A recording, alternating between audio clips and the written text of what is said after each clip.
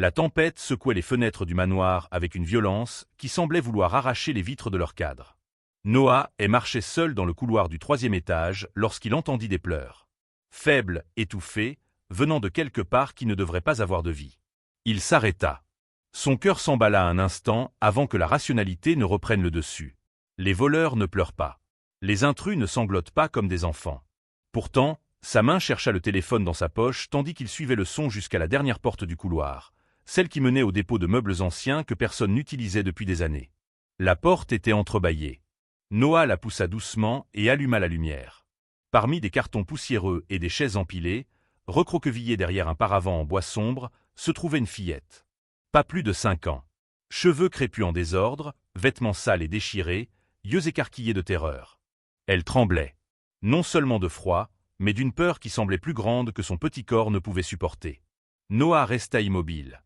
Il avait construit un empire technologique, négocié avec les hommes les plus puissants du monde, pris des décisions qui déplaçaient des millions. Mais rien ne l'avait préparé à cela. Un enfant, seul, caché dans sa propre maison. Il baissa le téléphone et fit un pas en arrière, essayant de paraître moins menaçant. La fillette recula encore, pressant son dos contre le mur. Ses lèvres tremblaient. Noah inspira profondément et s'accroupit, se mettant à sa hauteur. « Ça va aller. Je ne vais pas te faire de mal. » La voix sortit plus douce qu'il ne l'espérait. La fillette ne répondit pas. Elle le regardait seulement avec ses yeux énormes, comme si elle calculait si elle devait courir ou crier. « Comment es-tu entré ici ?» demanda Noah, en gardant ses distances. « Tu es perdu ?» Silence. Puis, presque dans un chuchotement rauque, elle parla. « Je suis venu te chercher. » Noah fronça les sourcils. « Me chercher ? Pourquoi ?» La fillette avala sa salive. Ses petites mains serraient l'ourlet de son au sale. « Parce que ma mère a dit. Elle a dit que si quelque chose arrivait, je devais venir jusqu'à toi. » Sa voix se brisa. « Elle a dit que tu allais me protéger. » Le monde sembla basculer. Noah sentit l'air lui manquer dans les poumons. Cela n'avait aucun sens. Aucun sens. Qui est ta mère ? Claire. Le nom tomba comme un éclair dans la pièce silencieuse. Noah sentit son sang se glacer. Claire. Il connaissait ce nom. Ou du moins, il avait l'impression de le connaître. Mais il ne pouvait se rappeler d'où. Il ne se souvenait de rien d'autre qu'une sensation vague, un trou là où la mémoire devrait être. Claire qui ? Insista-t-il, la voix désormais plus tendue. Claire Donovan. La fillette se moucha avec le revers de sa main. Elle est ma mère.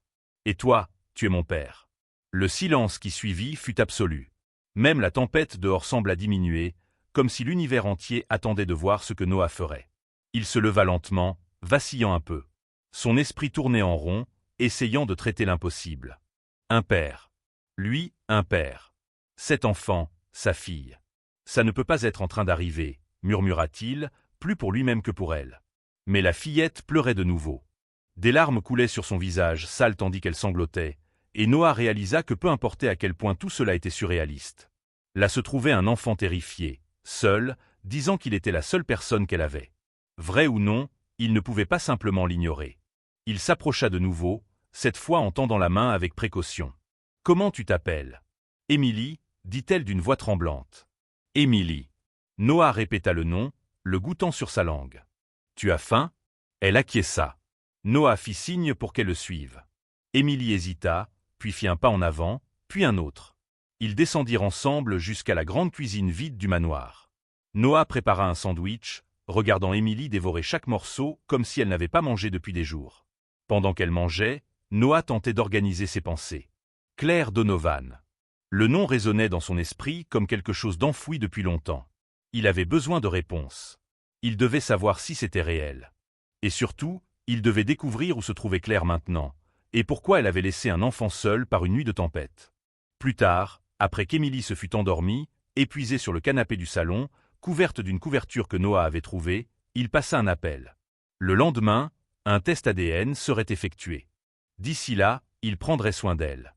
Pas parce qu'il y croyait, mais parce qu'il ne pouvait tout simplement pas la renvoyer. Et alors qu'il observait la fillette dormir, quelque chose d'étrange se produisit. Pour la première fois depuis des années, Noah ressentit autre chose que le vide froid qui l'accompagnait depuis l'accident. Il ressentit de la peur. Pas pour lui-même, mais pour elle. Si vous aimez cette histoire, abonnez-vous à la chaîne pour suivre la suite. Le résultat de l'examen arriva 3 jours plus tard. Noah était dans son bureau lorsque l'enveloppe fut livrée. Ses mains tremblèrent en l'ouvrant. Les lettres semblaient danser sur la page jusqu'à ce qu'elles se stabilisent enfin en 2 mots qui changeaient tout. Compatibilité confirmée. Émilie était sa fille. Biologiquement, incontestablement à lui. Il laissa tomber le papier sur le bureau et s'affaissa dans sa chaise. Pendant des années, Noah avait vécu dans une routine prévisible. Se lever, travailler, dormir.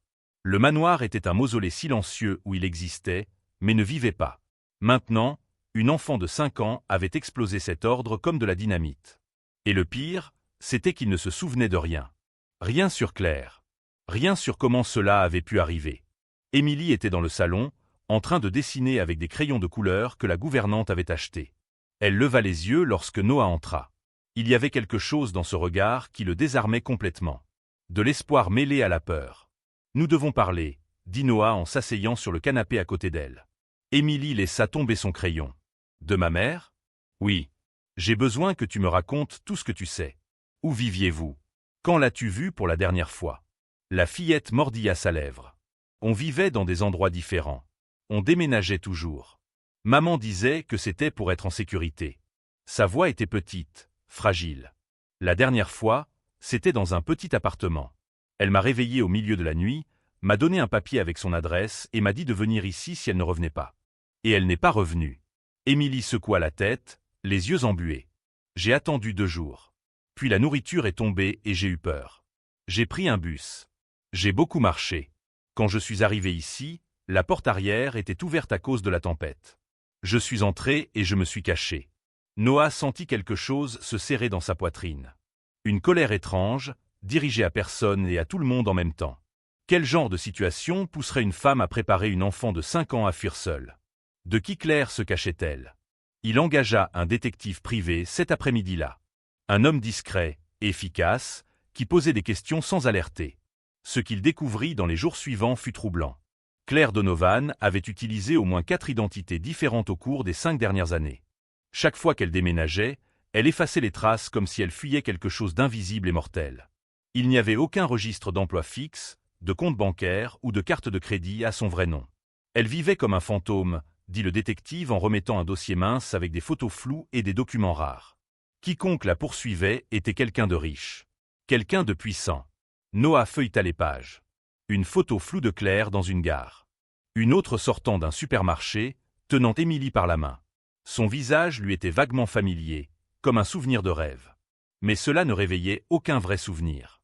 Juste cette sensation fantôme de quelque chose d'important perdu. C'est alors qu'il décida de confronter sa propre famille. S'il y avait des réponses, elles commençaient ici. La nuit suivante, Noah conduisit jusqu'à la propriété des et en banlieue, emmenant Émilie avec lui. Elle tenait sa main fermement en marchant jusqu'à la porte principale. Victoria et, sa mère, ouvrit la porte. Ses yeux bleus glacés balayèrent Noah avant de se poser sur Émilie. L'expression qui se forma sur son visage fut de pur mépris. « Qu'est-ce que c'est » demanda Victoria, comme si Émilie était un objet, pas une personne. « Ma fille » dit Noah d'une voix ferme. « Et j'ai besoin de réponses. » Victoria ne bougea pas. Derrière elle, Richard et, le patriarche de la famille, apparut. Grand, imposant, avec ce type de présence qui occupait l'espace sans effort. Il regarda Émilie et quelque chose passa dans ses yeux. Reconnaissance. Et puis, quelque chose de pire. Calcul. Entrez, dit Richard. Mais l'enfant reste dehors. Elle entre avec moi ou je pars, répondit Noah. Il y eut un moment tendu avant que Richard ne recule. Ils entrèrent. La pièce était opulente, décorée d'œuvres d'art coûteuses et de meubles valant plus que des voitures. Émilie se blottit près de Noah, sentant l'hostilité dans l'air. « Te souviens-tu de Claire Donovan » demanda Noah directement. Victoria échangea un regard avec Richard. Ce fut rapide, mais Noah vit. Il savait et avait caché. « Il y a eu un accident » dit enfin Richard, la voix contrôlée. « Il y a 6 ans. Tu es resté plusieurs semaines dans le coma. Quand tu t'es réveillé, tu avais perdu la mémoire. Les médecins ont dit que c'était temporaire, mais… » Il fit une pause. Certaines choses ne sont jamais revenues. Et Claire ? Elle était serveuse, cracha Victoria le mot comme du poison. Une personne insignifiante que tu avais rencontrée dans une phase rebelle. Quand nous avons su qu'elle était enceinte, nous avons proposé de l'argent. Elle a refusé. Elle a disparu. Ses yeux brillaient de mépris. Nous pensions que c'était un coup de bluff. Qu'elle reviendrait demander plus. Mais elle n'est jamais revenue.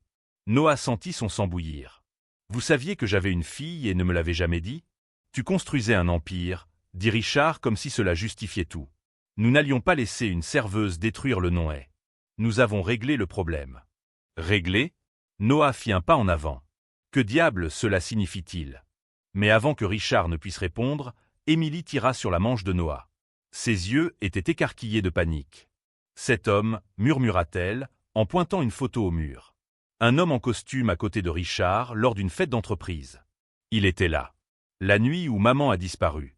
Elle a eu très peur quand elle l'a vu. Le silence qui tomba dans la pièce fut absolu.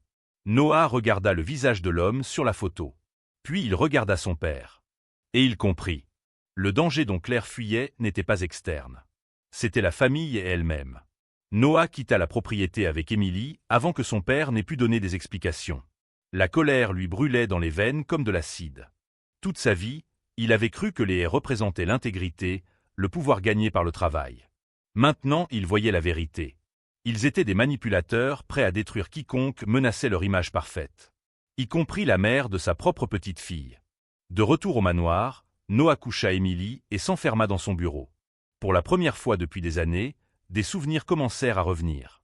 Pas complets, mais par fragments. Des éclairs d'un visage féminin souriant. Une voix douce prononçant son nom. Des mains enlacées sous la table d'un restaurant bon marché. Claire. Elle avait été réelle. Elle avait compté pour lui. Il appela le détective privé au milieu de la nuit. J'ai besoin de tout sur Victor Brennan. L'homme de la photo. Qui il est, ce qu'il fait, où il est. 3 jours plus tard, le rapport arriva. Victor Brennan était chef de la sécurité corporative de Hay Industries. Plus que cela, c'était l'homme qui réglait les problèmes. Le genre de problème que les familles puissantes ne veulent pas se salir les mains à résoudre elles-mêmes. Son passé comprenait intimidation, extorsion et, selon des rumeurs jamais prouvées, des choses pires. Noah comprit tout. Ses parents avaient envoyé Brennan après Claire. Pour l'intimider. Pour la faire disparaître de sa vie. Et Claire, enceinte et seule, avait passé 5 ans à fuir. Changeant de nom, de ville, d'identité. Vivant dans la peur constante d'être retrouvée, elle et Émilie. Mais Noah ne pouvait pas confronter Brennan directement. Pas de façon frontale. Des hommes comme lui opéraient dans l'ombre, protégés par des couches de déni plausibles et des avocats coûteux. Noah avait besoin de preuves. Il lui fallait quelque chose de concret reliant Brennan à la disparition de Claire. Il commença à planifier. Discrètement, en utilisant des ressources que même sa famille ignorait. Des contacts de son époque à l'université, des hackers éthiques qu'il finançait via des sociétés écrans. Des gens qui lui devaient des faveurs ou respectaient simplement ce que Noah représentait dans le monde de la technologie. Pendant ce temps, Émilie commença à s'adapter à la vie au manoir. Noah engagea une tutrice bienveillante, acheta des vêtements, des jouets, des livres. Il regardait la fillette jouer et ressentait quelque chose grandir en lui. Ce n'était pas que de la responsabilité. C'était de l'affection. Un instinct de protection. Elle était petite, vulnérable, et dépendait entièrement de lui. Pour la première fois, Noah comprit qu'il y avait quelque chose d'important au-delà des affaires et de l'argent. Il y avait cet enfant qu'il appelait papa avec une confiance qu'il ne savait pas encore mériter. Une nuit, Émilie fit un cauchemar. Noah l'entendit crier et se précipita dans sa chambre. Elle était assise sur le lit, en sueur, tremblante. Il la prit dans ses bras sans réfléchir, la laissant s'accrocher à lui en sanglotant. « J'ai rêvé de cet homme », sanglota-t-elle. Celui de la photo. Il frappait à la porte. Maman m'a cachée dans l'armoire et m'a dit de rester silencieuse. Je l'ai entendu crier. Quelque chose se brisa en Noah. De la colère pure, primitive. Si Brennan avait touché Claire, si on lui avait fait du mal, Noah s'assurerait qu'il paierait. Mais d'abord, il devait la retrouver. Vive ou morte, Claire méritait d'être retrouvée. Les hackers livrèrent des résultats la semaine suivante. Les registres financiers montraient des paiements réguliers du compte personnel de Richard à une société écran contrôlée par Brennan. Les dates coïncidaient avec les moments où Claire changeait de ville. Quelqu'un la suivait, payait pour la tenir à l'écart. Mais il y avait autre chose. Depuis 3 mois, les paiements avaient cessé. Comme si le travail était achevé. Ou comme si Claire avait enfin été retrouvée de façon permanente. Noah avait besoin de plus. Il installa des logiciels de surveillance sur les systèmes de Hay Industries. Illégalement, oui. Mais il ne se souciait plus des règles. Il s'agissait d'Émilie. Il s'agissait de Claire. Il s'agissait de justice. C'est alors qu'il découvrit quelque chose de perturbant. Brennan ne travaillait plus pour l'entreprise. Il avait été muté vers un poste fantôme il y a 3 mois. Il continuait de toucher un salaire, mais sans fonctions officielles. Et son adresse enregistrée était une propriété rurale isolée, à 2 heures de la ville. Noah garda cette information comme une arme chargée. Ce n'était pas encore le moment d'agir. D'abord, il devait s'assurer qu'Émilie était en sécurité. Il engagea une sécurité privée pour le manoir, des personnes de confiance sans lien avec sa famille. Il changea tous les mots de passe et accès de ses comptes. Il transféra une part significative de son patrimoine vers des fonds que ses parents ne pouvaient pas toucher. En parallèle, il entama une thérapie pour récupérer les souvenirs perdus. Des séances intensives où il revivait des fragments de l'accident. Une voiture qui se renverse sur la route. Des cris. De la douleur. Et avant cela, une dispute. Son père disant que Claire était indigne. Noah la défendant. La décision de l'épouser malgré l'opposition de la famille. Mais il n'eut jamais l'occasion d'épouser. L'accident eut lieu en chemin. Et quand il sortit du coma, Claire avait disparu. Quelqu'un l'avait convaincu que Noah ne la voulait plus. Quelqu'un l'avait menacée. Et elle, enceinte et terrorisée, s'était enfuie. Noah comprit enfin. Il ne s'agissait pas seulement de retrouver Claire. Il s'agissait de détruire le système qu'il avait d'abord détruite. Sa propre famille. Son propre nom. Et il était prêt à faire exactement cela.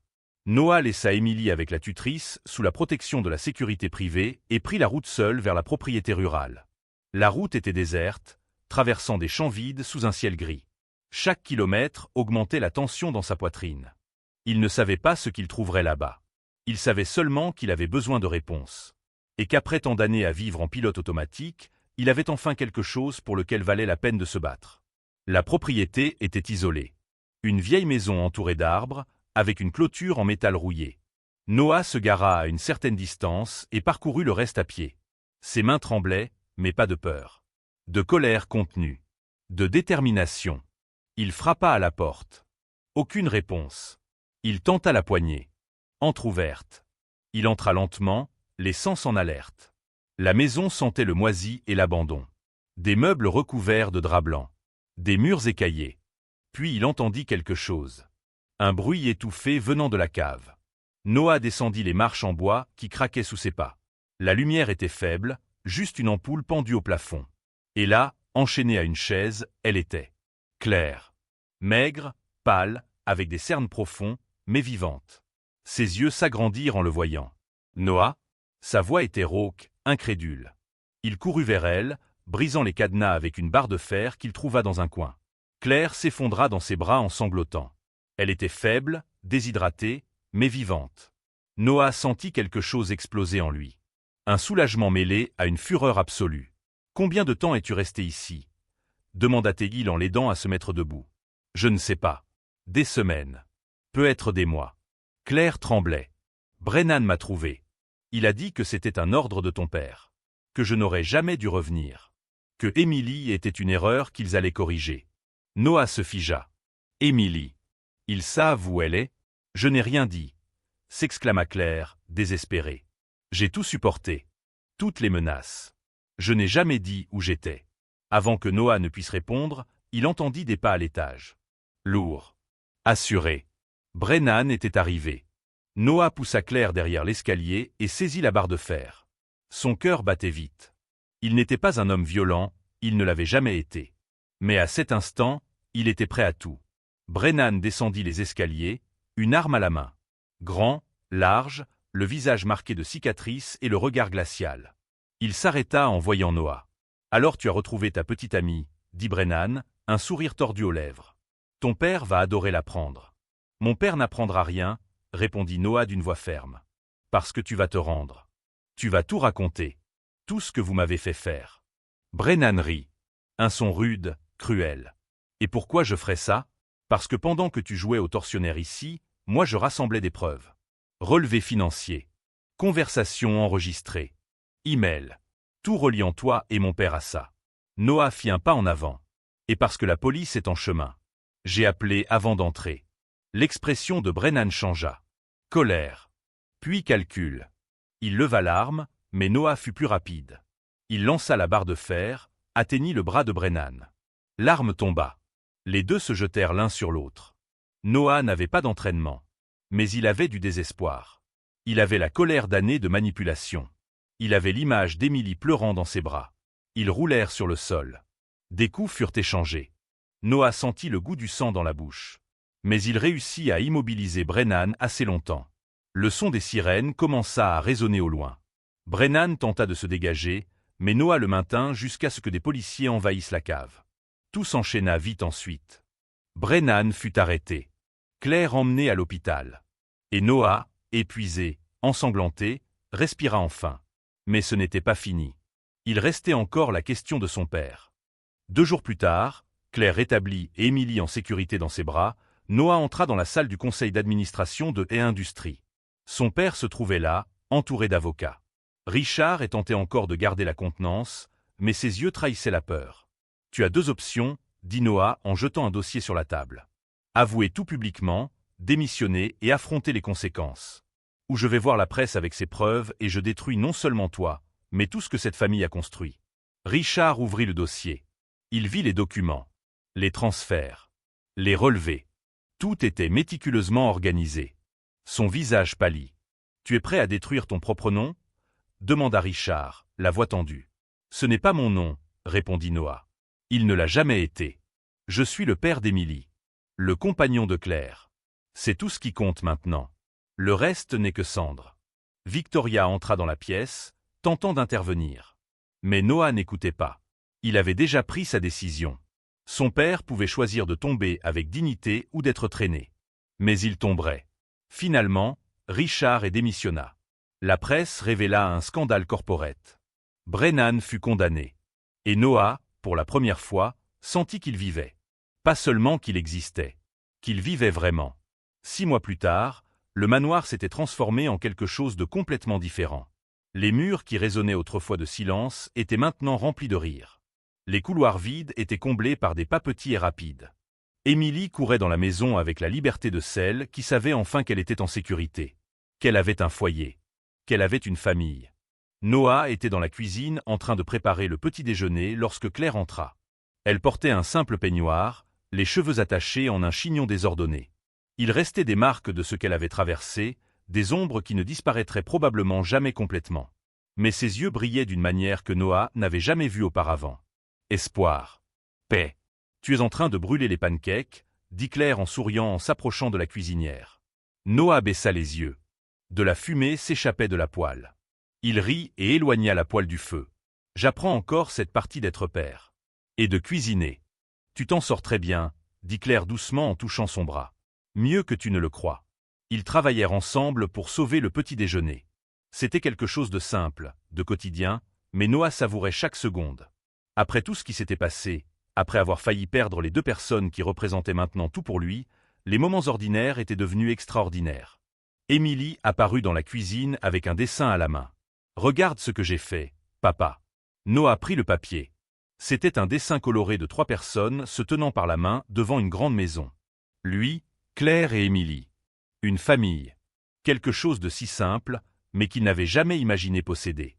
Quelque chose que sa propre famille puissante avait tenté de détruire parce que cela ne correspondait pas à l'image qu'elle voulait projeter. « C'est magnifique, ma chérie, » dit Noah en s'agenouillant pour être à la hauteur d'Emily. « On le met sur le frigo ?»